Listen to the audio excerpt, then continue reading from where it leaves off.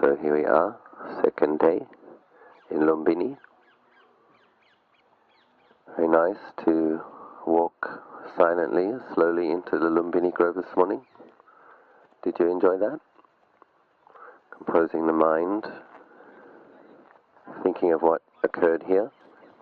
So this is the very place where the Bodhisatta, Siddhartha Gautama, was born.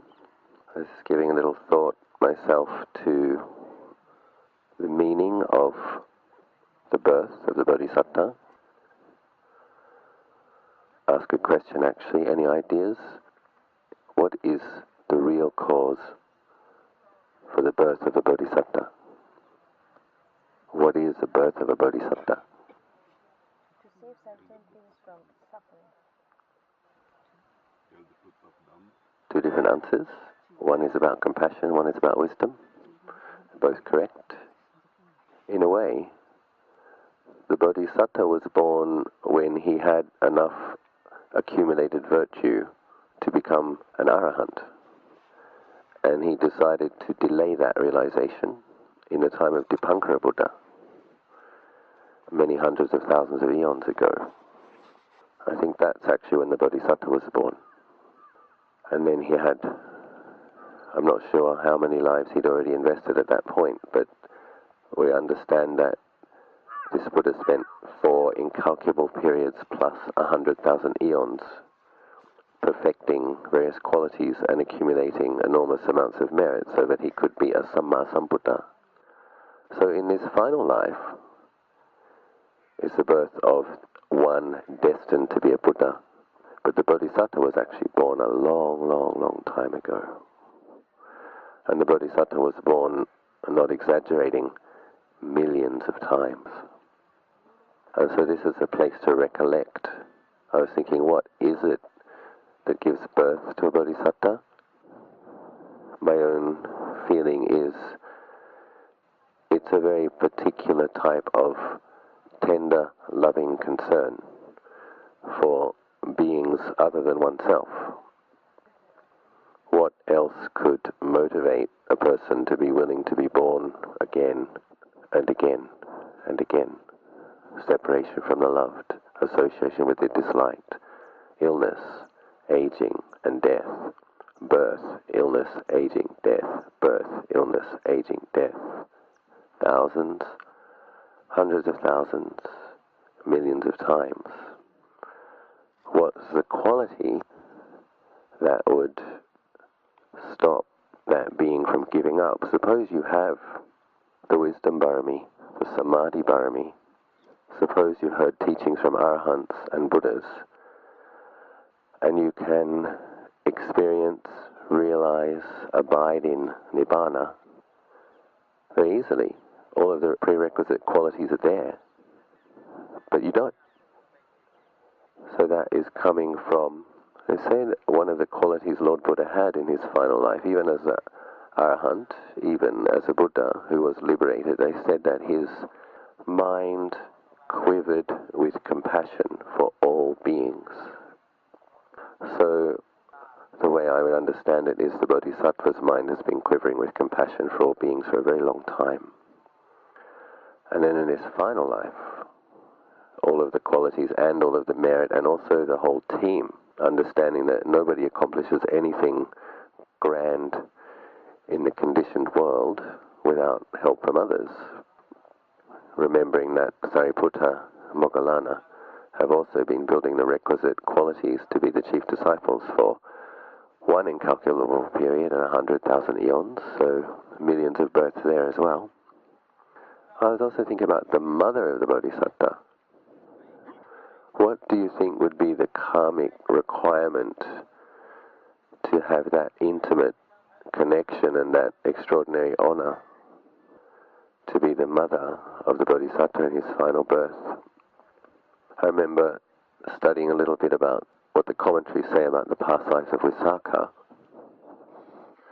that she'd actually trained under previous Buddhas, being more and more and more generous with each Buddha until she had enough of the Dana Barami and enough of the auspicious merit to be the foremost woman patroness of a teaching Buddha, Shakyamuni Buddha.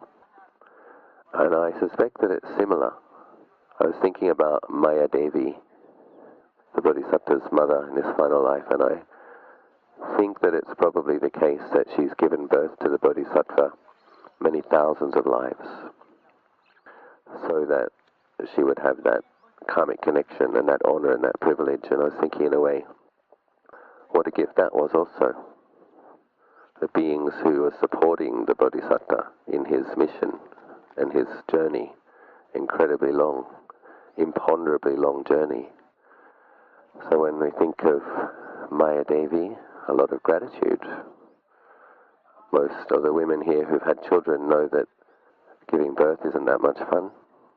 And raising children, there's a lot of joy, there's a lot of sorrow, a lot of headaches, a lot of worry.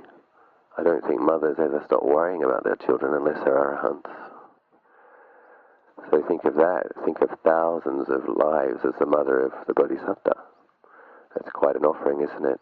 Ensuring that the being that will keep building those qualities and accumulating that merit has what he needs, human body.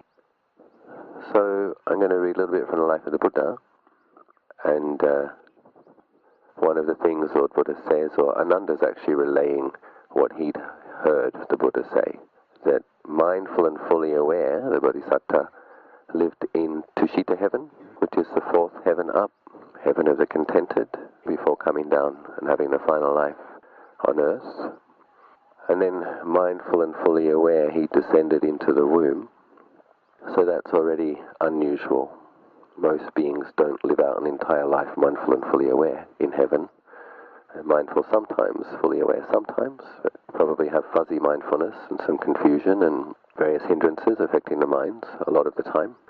But the Bodhisatta was mindful and fully aware in the life in Tushita, and then mindful and fully aware descended into the mother's womb. And the mother had dreamt of the white elephant, if you recall. So I'll read from the life of the Buddha. We'll just mention this first. Ananda is talking with some of the other monks at Jetavana, and the Buddha, what he was actually talking about, it's wonderful, it's marvelous, the way Buddhas can remember the past lives of previous Buddhas. They can remember previous Buddhas, and they can remember what their names were, what their chief disciples were. And he was saying how wonderful and how marvelous that was. Thus I heard on one occasion the Blessed One was living at Savatthi in Jeta's Grove, Anathapindika's Park. Then a number of bhikkhus were waiting in an assembly hall where they had met together on return for their alms round after their meal was over.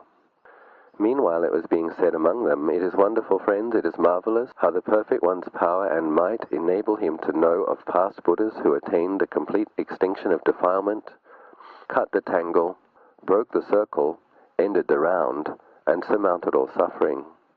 Such were those Blessed Ones' births, such their names, such their clans, such their virtue, such their concentration, such their understanding, such their abiding, such the manner of their deliverance." When this was said, the Venerable Ananda told the bhikkhus, "Perfect ones are wonderful friends and have wonderful qualities. Perfect ones are marvelous and have marvelous qualities."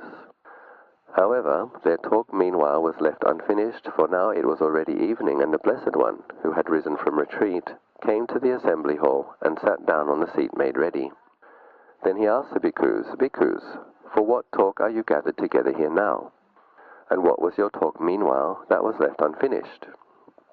What the bhikkhus and the Venerable Ananda had said was related, and they added, "Lord, this was our talk meanwhile that was left unfinished, for the Blessed One arrived."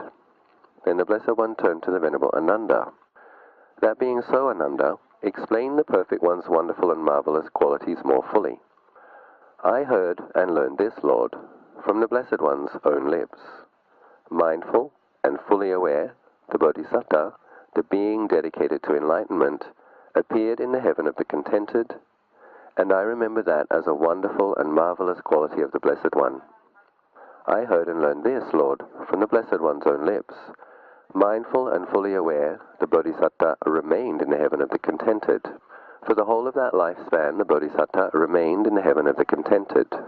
Mindful and fully aware, the Bodhisatta passed away from the heaven of the contented and descended into his mother's womb.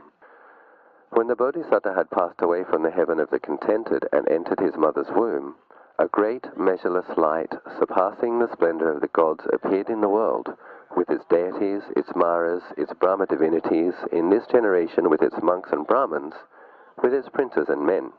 And even in those abysmal world interspaces of vacancy, gloom, and utter darkness, meaning the hell realms or Preta realms, where the moon, the sun, powerful and mighty as they are, cannot make their light prevail, there too a great measureless light, surpassing the splendor of the gods, appeared, and the creatures born there perceived each other by that light.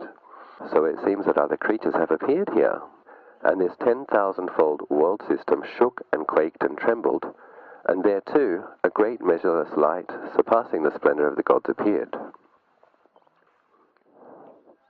So if you think now in terms of 4 imponderably long periods that only Buddhas can measure, that they call an incalculable period, plus 100,000 eons, if you think of those millions of lives, imagine the merit accumulated. Try to imagine it now as a pile of light, gold light or white light, all of the wholesome deeds. Can you imagine? We all have faith as Buddhists in making good karma and accumulating merit. What kind of merit has been accumulated in millions of lives of perfecting virtue, perfecting samadhi, perfecting wisdom? You remember when the Bodhisatta left the palace and he went to find his first teachers? His first teachers taught him the 7th jhana and the 8th jhana, the highest types of concentration possible for a human being to achieve, and he mastered them quickly. You think about the amount of practice and preparation the Bodhisatta has put into his task, and then imagine that merit, which is a condition. The Bodhisattva is working with the conditions, the utterly wholesome extreme of conditions. Then imagine all of that positive potential, accumulated merit, and vastly skillful qualities coming down from the 4th heaven and landing in somebody's womb on this planet. I suspect that this isn't metaphorical when it says that a vast, measureless light shone through the whole world and the heavens and the hells as well. Because that's what it is, isn't it? Light, bright, profoundly wholesome qualities accumulated in unimaginably vast amounts. So it said that a light shone even to the darkest parts of the hells and the Preta realms down below, and the earth shook. It's a kind of an earthquake, but it's not an earthquake that causes damage. It means the 4 elements literally quiver with the goodness on the level of consciousness in the mind, the citta of the Bodhisatta as he descends into the womb. When the Bodhisatta had descended into his mother's womb, 4 deities came to guard him from the 4 quarters. So that's the 4 kings, as we chant in the Dhammacakka Sutta, Chatu Maharajika Deva, so that no human or non-human beings or anyone at all should harm his or her mother. So understanding that the Devas have a quality of divine eye, they can see more subtle phenomena than most human beings can. Human beings who meditate can see these as well, but they would see the vastness of the radiance of the aura of that being. So they would know very well, this is no ordinary being. Tanajana Nun once explained to me that the way Devas know who has more merit is the extent of their rasami, their halo. So the more merit you have, the bigger the halo is, that ball of light that shines from your mind. So they instantly know who's been accumulating more barami, who has more merit, and they instantly respect each other according to the amount of merit. Sanatjan explained that. So you imagine what Devas could see when that Bodhisatta came into the womb. So it said that the 4 kings came to guard him so that no human or non-human beings or anyone at all should harm him or his mother. When the Bodhisatta had descended into his mother's womb, she became intrinsically pure, refraining by necessity from killing living beings, from taking what is not given, from unchastity, from false speech, and from indulgence in wine, liquor, and fermented brews. So it's keeping the 5 precepts, as the Bodhisatta has done for millions of lives. When the Bodhisatta had descended into his mother's womb, no thought of man associated with the 5 strands of sensual desires came to her at all, and she was inaccessible to any man with lustful mind. Understand also that the Bodhisattva must have practiced as a brahmachari, somebody gone forth from the home life many, many, many thousands of times. So he has that renunciation barami. We were chanting just before, nekama barami. That's something in his mind established. So it would be an interesting experience for the mother, wouldn't it? All of a sudden someone else's mind is in the space of her mind, with all these incredibly vast, amazing qualities in that mind latent, obviously having quite an effect on the mum's mind. When the Bodhisatta had descended into his mother's womb, she at the same time possessed the 5 strands of sensual desires, so she had all pleasant sounds, pleasant feelings, pleasant tastes. Being endowed and furnished with them, she was gratified. When the Bodhisatta had descended into his mother's womb, no kind of affliction arose in her. She was blissful in the absence of all bodily fatigue. So I would assume that that's a result of merit, isn't it? And the Buddha said that merit is synonymous with happiness. Whatever good things you do, whatever happy, pleasant feelings that you cause other beings to have with your generosity or with your metta, with your sila, then you also experience that as a result. So the merit of the Bodhisatta, then the mum is experiencing no affliction, and she was blissful the whole time. How many people have a 9-month pregnancy experiencing unceaseful bliss? Pretty rare. This is a special pregnancy. And this is interesting too. As though a blue, yellow, red, white, or brown thread was strung through a fine beryl gem of purest water, 8-faceted and well cut, so that a man with sound eyes, taking it in his hand, might review it thus: this is a fine beryl gem of purest water, 8-faceted and well cut, and through it is strung a blue, yellow, red, white, or brown thread. So too, the Bodhisatta's mother saw him within her womb, with all his limbs, and lacking no faculty. So the mum also had some of the divine eye for the period that the Bodhisatta was in her womb. 7 days after the Bodhisatta was born, his mother died and was reborn in the heaven of the contented. Other women give birth after carrying the child in the womb for 9 or 10 months, but not so the Bodhisatta's mother. She gave birth to him after carrying him in her womb for exactly 10 months. Other women give birth seated or lying down, but not so the Bodhisatta's mother. She gave birth to him standing up. When the Bodhisatta came forth from his mother's womb, first deities received him, then human beings. So the devas have caught him in their hands, lowering him gently to the earth. When the Bodhisatta came forth from his mother's womb, he did not touch the earth. The 4 deities received him and set him before his mother, saying, "Rejoice, O Queen, a son of great power has been born to you." When the Bodhisatta came forth from his mother's womb, just as if a gem were placed on Benares cloth, the gem would not smear the cloth, or the cloth the gem. Why not? Because both are pure. So too, the Bodhisatta came forth from his mother's womb unsullied, unsmeared by water or humus or blood or any sort of impurity, clean and unsullied. When the Bodhisatta came forth from his mother's womb, 2 jets of water appeared to pour from the sky, one cool and one warm, for bathing the Bodhisatta and his mother. As soon as the Bodhisatta was born, he stood firmly with his feet on the ground. Then he took 7 steps to the north, and with the white sunshade held over him, he surveyed each quarter. He uttered the words of the leader of the herd: "I am the highest in the world. I am the best in the world. I am the foremost in the world. This is the last birth. Now there is no more renewal of being in future lives." So this is a statement that can be misunderstood.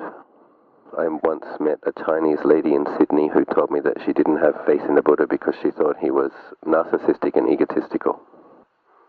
I'm like, what? She said, yeah, all of this, I'm the foremost in the world, I'm the best in the world. She was unimpressed by that. We need to understand that this is coming from Buddha's clear understanding of the truth. It's not an egotistical statement.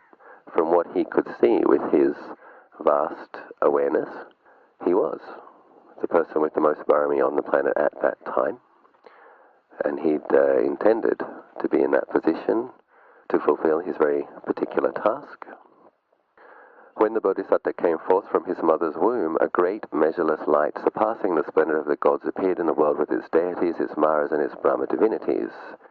In this generation, with its monks and Brahmins, its princes and men, and even in those abysmal world interspaces of vacancy, gloom, and utter darkness, where the moon and sun, powerful and mighty as they are, cannot make their light prevail, there too a great measureless light surpassing the splendor of the gods appeared, and the creatures born there perceived each other by that light, etc. And this 10,000-fold world system shook and quaked and trembled, and there too a great measureless light surpassing the splendor of the gods appeared. Ananda continues, all these things I heard and learned from the Blessed One's own lips, and I remember them as wonderful and marvelous qualities of the Blessed One. Lord Buddha, having many wonderful qualities perfected, then finishes the conversation with something profoundly wise. That being so, Ananda, remember also this as a wonderful and marvelous quality of a perfect one. A perfect one's feelings of pleasure, pain, or equanimity are known to him as they arise, known to him as they are present, and known to him as they subside. His perceptions are known to him as they arise, known to him as they are present, and known to him as they subside. His thoughts are known to him as they arise, known to him as they are present, and known to him as they subside. Ananda, and that also I remember, Lord, as a wonderful and marvelous quality of the Blessed One. That is what the Venerable Ananda said, the Master approved, the bhikkhus were satisfied, and they delighted in the Venerable Ananda's words. So Lord Buddha, Tathagata, another word for Buddha, meaning thus come and also thus gone. You have like a purified appearance in the Buddha. All qualities perfected and no identification with any of them. And he's perfectly capable of fulfilling his functions for benefiting beings, but he doesn't think he's a self for a second. So Lord Buddha is training us and explaining to us to see the five khandhas, the forms, the thoughts, the feelings, the perceptions, consciousness as not self, or see them as they are. They're not a self. And just to see them as separate phenomena arising together due to conditions, and then seeing the arising, the ceasing, the arising, the ceasing. Similarly with the four foundations of mindfulness, to be aware of pleasant, unpleasant, and neutral feelings as they arise and pass away, arise and pass away. And when we do that, if we can do that consistently, we will have insights into not self. The delusion of perceiving things as a self will fall away. And the cause of delusion is ignorance as to truth. The antidote to that is the mindfulness and wisdom which sees things as they are. Then there isn't ignorance. When there isn't ignorance, the delusion falls away. We can't perceive things as a self. We understand how the self has been a habitual way of perceiving things, but we understand it conventionally, but we understand it as not correct, a delusion. And it's also said about Buddhists that they teach according to conventional speech, so they still have conversations and understand conventions, relate to people skillfully so that they can understand it, but they know that they're not a self, and they know that others aren't a self. So in a way, Ananda is celebrating the Buddha as a wonderful being, which he is. Buddha is also pointing out the fact that he's also not a being at the same time, thus come and thus gone. With regards to the accumulated beautiful qualities of the Bodhisatta, many of you know the story of the sage that came to see the young prince in the palace. And when he saw the young prince, when he looked at the physiognomy, the physical attributes of the little baby, he could see that it was a really remarkable being. And he could see that he was going to be one of two things: a wheel-turning monarch, meaning a ruler of the entire planet, or a great sage. And then he started to weep. He actually realized that he wouldn't be alive because he was old already. He wouldn't be alive to see this great being blossom. So not just devas could see this is no ordinary being. Also human beings who had skills could see even from the physical body that all of those wonderful qualities and profound merits coming together for this final birth, for this final task. It's pretty amazing when you think that at the same time that the Bodhisatta was coming down, a lot of those beings that became his great disciples were also coming down around the same time. So you imagine Ananda, Anuruddha, the chariot driver, the Deva that lives in the Bodhi tree also came down at the same time. You imagine there must have just been this descent from heaven like snow of incredibly radiant, luminous beings falling on the planet that were going to be the hundreds of thousands of arahants. Must have been pretty amazing. If one had divine eye, it must have been an amazing thing to see. So, apparently in about 300 million years from one prophecy I read, there'll be another Buddha. They don't appear very often. And apparently before this eon, there was these two Buddhas, Sikhi and Wesabu. There were seven eons before this. There were Sikhi and Wesabu Buddhas. And then there were 7 eons with no Buddhas. And then we have this eon where we have 5, we're told. Lord Buddha does speak in the suttas about the coming of Maitreya Buddha, or Maitreya in Pali. So, it's a rare, special and wonderful thing to meet with the teachings of these wonderful beings.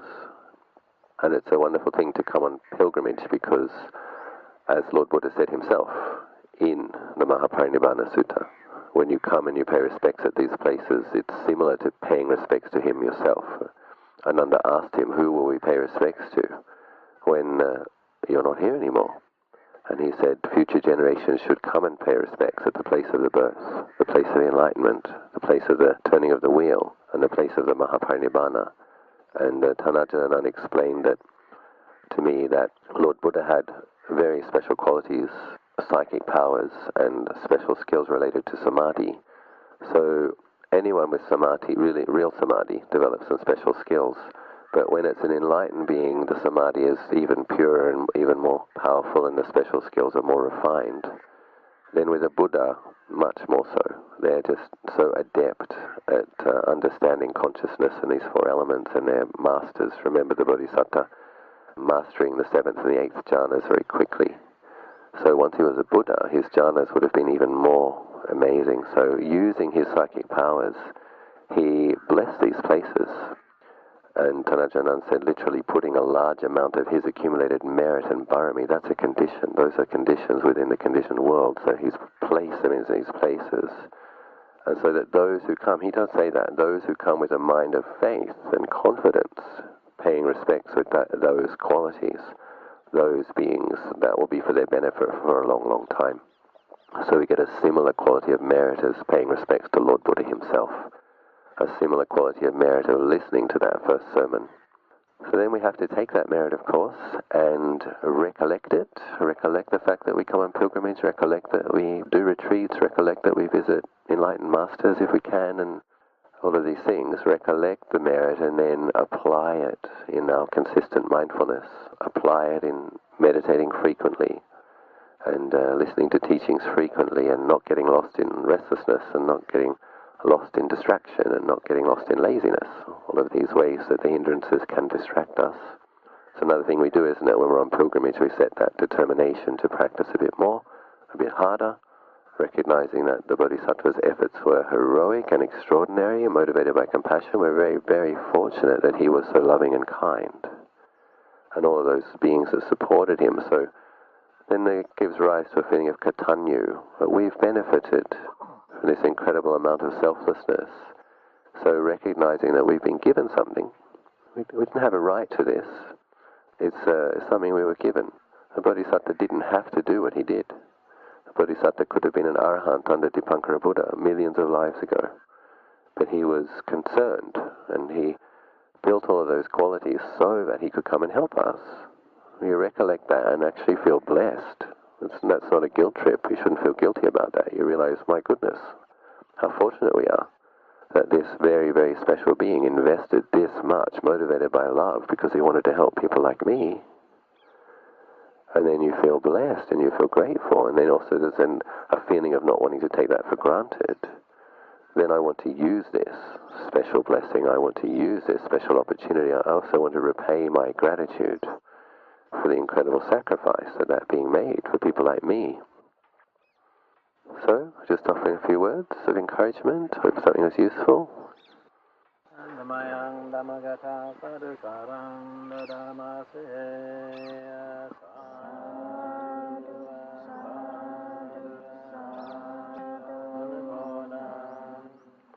I also rejoice in everyone's good efforts on this pilgrimage. I think everyone's doing very well. A lot of early mornings and expressing our willingness to put forth effort and be a bit determined and practice some patience, getting up early in the morning, walking in the cold air, right back there in Bodh many early mornings, and up Volta's Peak, more early mornings, here in Lumbini, early mornings, and coming and spending long sessions, sitting longer than you normally would. And I think this is proof in a way, isn't it, that is a special quality of blessing in these places, because sometimes we're tired and we sit and the mind becomes peaceful. Sometimes we're sick and we sit and the mind becomes peaceful. Sometimes there's a lot of noise and we sit, we don't become irritated, we don't become grumpy. So we can see that if we were in other places, we might not have that level of resolve or that level of peacefulness might not. And sometimes in very unlikely situations where you just think, oh, what's the point? But you sit and you try, and then all of a sudden the mind finds this very vast and spacious quality of stillness or peace. So I think most people have had some experience of that at several of the sites already. And it's part of our reason why we can keep applying the effort with the level of inspiration. So let's keep it up. It's just a few more days now. And I do appreciate everyone's sincere efforts. And I think most of us are feeling a bit healthier now as well. Many people got quite sick early on. I think that was part of this group's karma. Usually most people become getting sick at the 5th, 6th, 7th day or 10th day. And now I can see most people are healthy. We all got sick in the first week. So that was a particular challenge that we had. Usually it's good if you get this wave of inspiration and you get a few nice meditations and then you get sick. It's kind of easier in terms of a process because you're already inspired. But what was good to see, though, was even though many people got sick, we didn't let up. We kept applying the effort and we kept practicing. And now we're feeling quite a bit healthier. While we're here, just realizing that since this is one of the 4, we've done it in the last 2 as well, I think. Should we make a formal asking of forgiveness and a formal dedication of merits while we're here? And made a lot of good karma, so we can share that. Please repeat after me. Homage to the blessed, noble, and perfectly enlightened one. Homage to the blessed, noble, and perfectly enlightened one. Homage to the blessed, noble, and perfectly enlightened one. We take this opportunity now with a mind of faith and respect to pay our respects to the site where the Bodhisatta was born into this world in his last life. We recognize that the Bodhisatta had spent millions of lives cultivating prerequisite qualities, motivated by great compassion, great love, great self-sacrifice, so that he could benefit as many beings as possible. Recognizing this incredible self-sacrifice, extraordinary love and compassion, we give rise to feelings of deep appreciation, recognition, gratitude to the profound effort of the Mahabodhisatta, who became the Samma Sambuddha. And we thank with all of our hearts Lord Buddha for his profound wise realization and his profoundly wise liberating teachings. We also take the opportunity now